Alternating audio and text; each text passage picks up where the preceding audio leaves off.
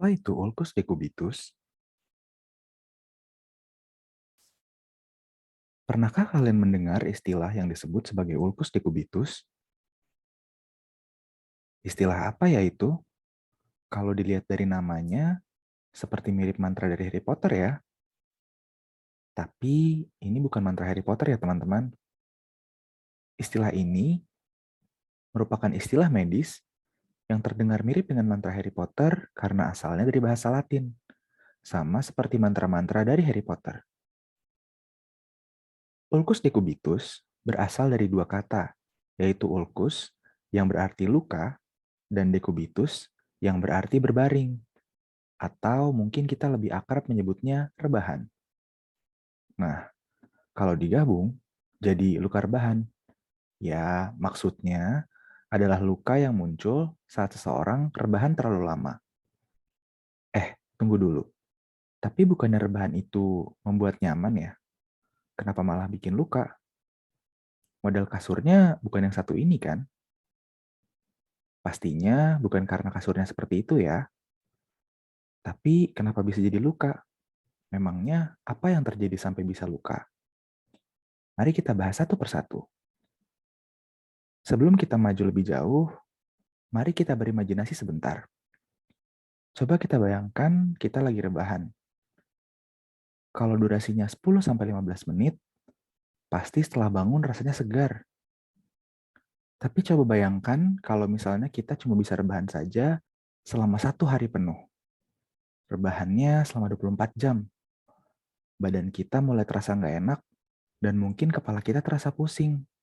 Oh iya, rebahannya tidak sama dengan orang-orang lain ya, yang bisa berguling ke kiri atau ke kanan pada saat sedang berbaring.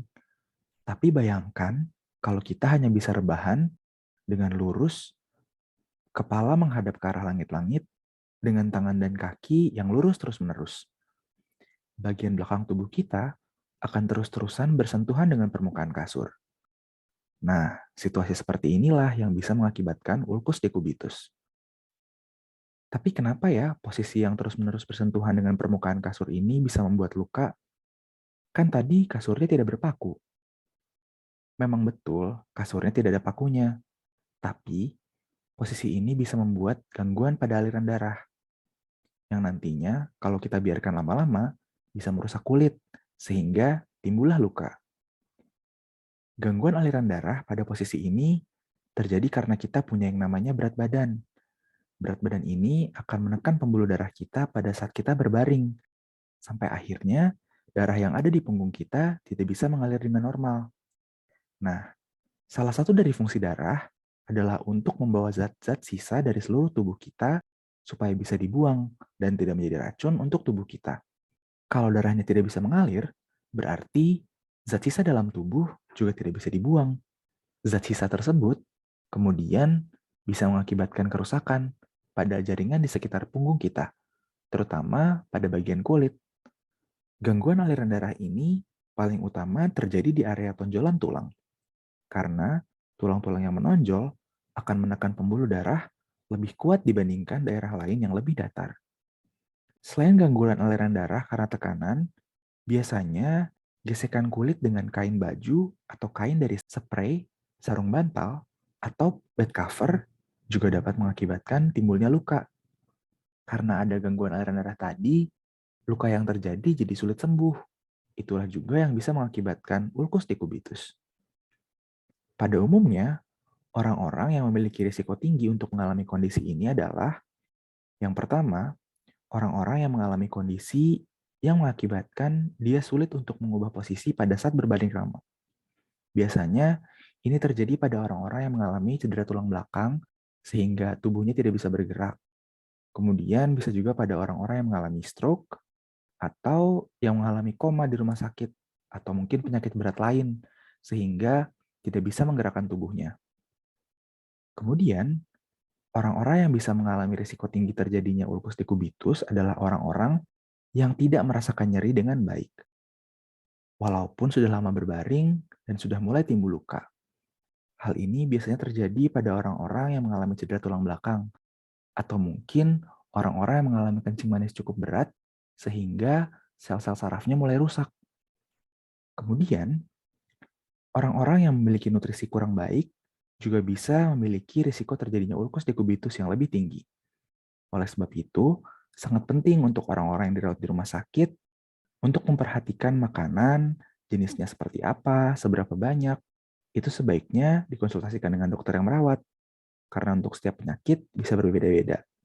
Tetapi yang paling utama, nutrisi dan asupan cairannya harus cukup, supaya bisa mencegah terjadinya luka, dan kalaupun terjadi luka, proses penyembuhannya bisa lebih cepat.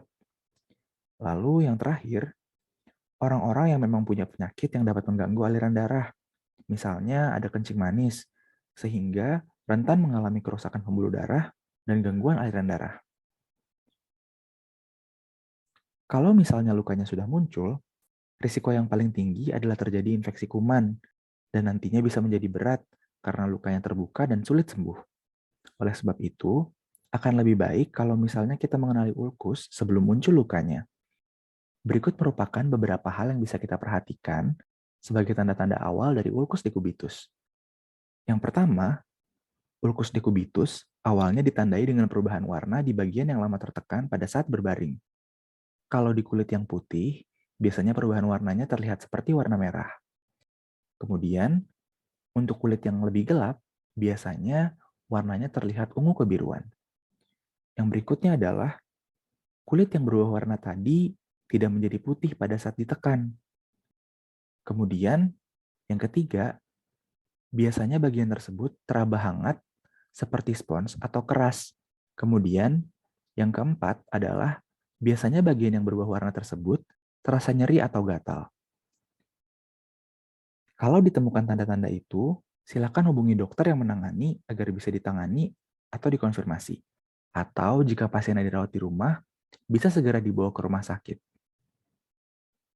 Selain itu, akan lebih bagus lagi kalau kita bisa mencegah supaya tidak muncul ulkus dekubitus pada orang-orang yang harus berbaring dalam waktu yang lama. Berikut ini merupakan beberapa cara pencegahannya. Yang pertama, kita harus memastikan bahwa aliran darah dari orang yang dirawat tersebut tetap lancar. Kita bisa mengubah posisi orang tersebut setiap setidaknya 1 jam. Ini biasanya kalau di rumah sakit bisa dibantu oleh perawat, tapi tidak harus perawat yang lakukan. Kita juga bisa membantu kok. Biasanya kita bisa bantu menggerakkan anggota tubuhnya seperti tangan atau kaki jika memang orang tersebut tidak bisa menggerakkannya sendiri. Selanjutnya, jika seseorang diharuskan memakai kursi roda untuk waktu yang sangat lama, sebaiknya kursi roda tersebut dipesan secara khusus supaya bisa disesuaikan dengan ukuran tubuh dari orang tersebut dan juga bisa mengubah posisi orang tersebut sehingga aliran darahnya tetap lancar. Namun, hal yang perlu diingat, kursi roda yang khusus tersebut membutuhkan biaya lebih sehingga tidak diwajibkan selama kita bisa membantu orang tersebut untuk tetap menggerakkan tubuhnya agar aliran darahnya lancar. Kemudian, kita juga bisa menggunakan bantal dan matras dengan bahan yang mengurangi tekanan dan membantu memposisikan tubuh dengan lebih baik. Hal yang berikutnya perlu diperhatikan adalah selalu merawat kulit. Yang pertama, harus dipastikan bahwa kulit orang yang dirawat selalu bersih dan dikeringkan. Biasanya disarankan untuk menggunakan sabun bayi karena sabun bayi itu lebih tidak iritatif. Kemudian, untuk mengeringkannya, jangan digosok ya. Keringkan dengan menepuk-nepuk secara halus dengan menggunakan handuk yang halus juga, supaya tidak terjadi luka akibat gesekan.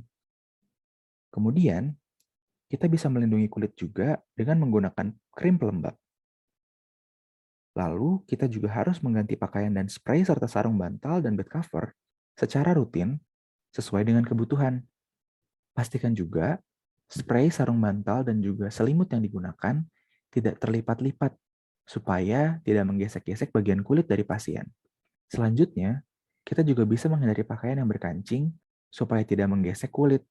Selain memastikan aliran darah tubuh tetap lancar dan merawat kulit, hal lain yang penting juga untuk kita perhatikan adalah memastikan asupan nutrisi dan juga cairan yang cukup untuk orang yang sedang dirawat.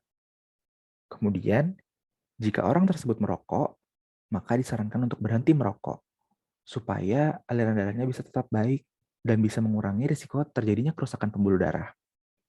Kemudian, pasien disarankan sebisa mungkin bergerak, Kalau bisa bergerak sendiri, justru lebih bagus. Disarankan untuk bergerak sebisa mungkin, sesuai dengan arahan dari dokter ya. Atau jika pasiennya tidak bisa bergerak, anggota keluarga bisa membantu untuk menggerakkan tangan atau kakinya supaya aliran darahnya tetap lancar. Kemudian yang terakhir, harus mengurangi stres psikis, supaya pasiennya bisa lebih nyaman dan bisa lebih cepat sembuh. Demikian merupakan penjelasan singkat saya mengenai apa itu ulcus decubitus. Semoga bermanfaat. Jangan lupa untuk komen, like, dan subscribe. Untuk diingat, video ini hanya bersifat sebagai gambaran awal sebelum mempelajari lebih lanjut, sehingga tidak dapat dijadikan satu-satunya acuan. Terima kasih sudah menyaksikan. Sampai jumpa di video selanjutnya.